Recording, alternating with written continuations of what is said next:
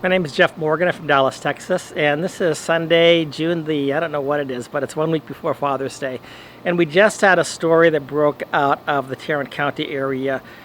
David Henderson. David Henderson has a dying son who's dying from cancer.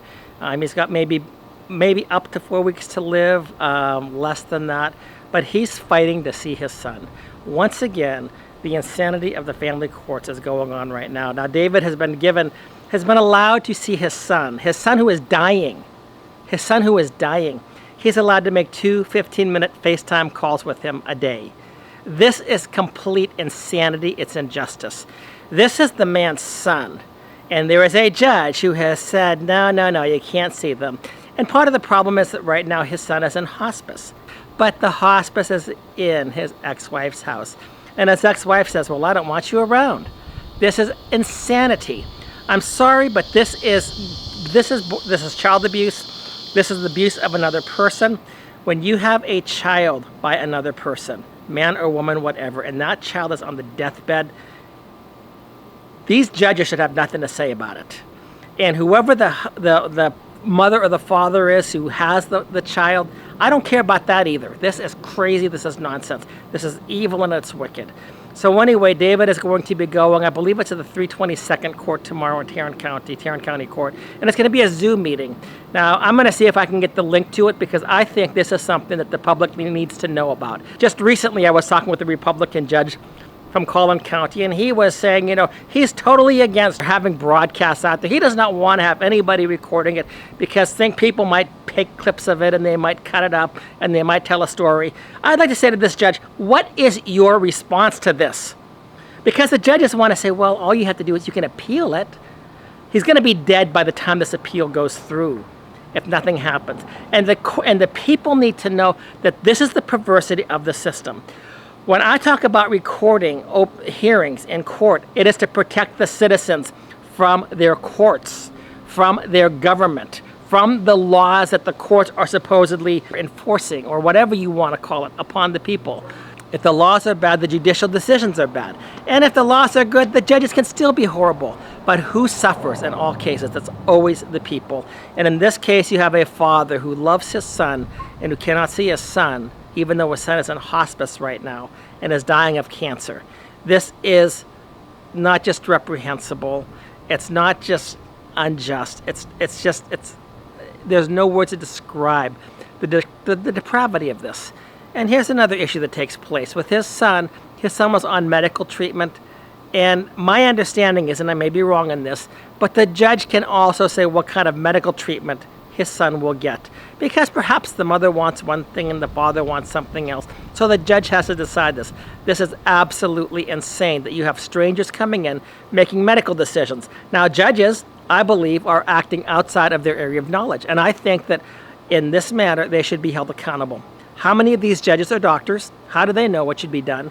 And a judge makes a decision. What if the judge makes the wrong decision? The judge should be sued. At the convention this week, the GOP convention, we're going to talk a lot about this issue of judicial immunity. Because judges have they have judicial immunity so that even if they make a very wrong decision, even if they make an unjust decision, even if they willingly know that what they're doing is wrong, they have this thing called judicial discretion and judicial immunity. And they're always free from prosecution. Now, in my opinion, judges should be held to a much higher standard. When judges do something that is unjust, immoral, evil, wicked, these judges need to be held into account. They should not be given a pass. And they should not be saying, well, you can just file a case with the State Commission on Judicial Conduct. I think that we have to have public hearings. And sorry to that one judge up in Corbin County who tells me, well, I'm just a judge and we have these court reporters and everything's going to be done according to this way. Sometimes court reporters don't understand what's taking place. Sometimes court reporters get the wording wrong. Sometimes judges tell court reporters to take something out of the transcript.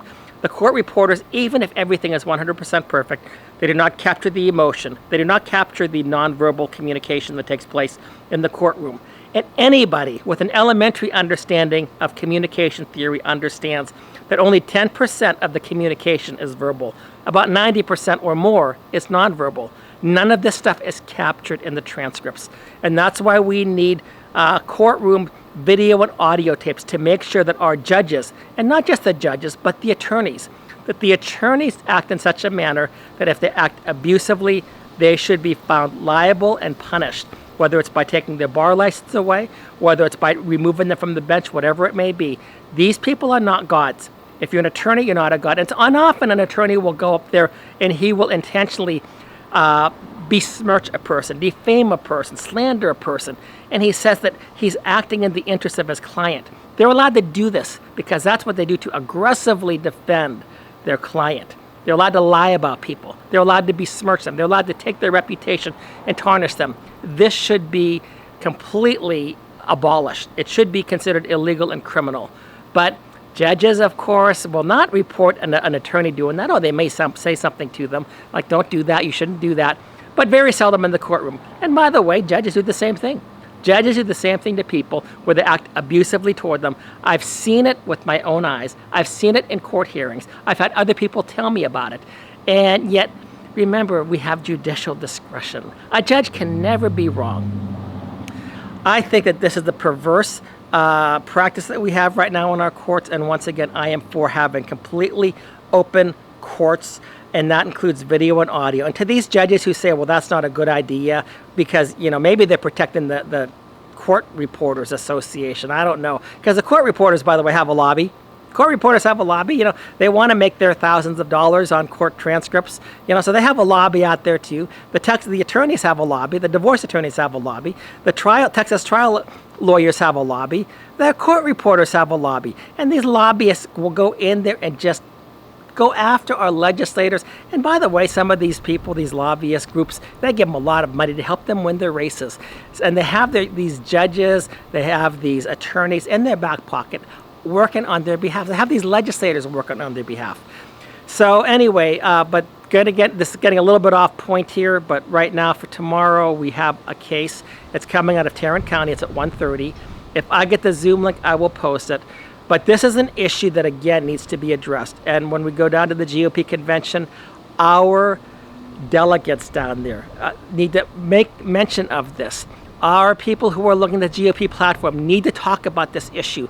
We are destroying families. We are destroying fathers. We are destroying mothers. We are destroying children and grandchildren.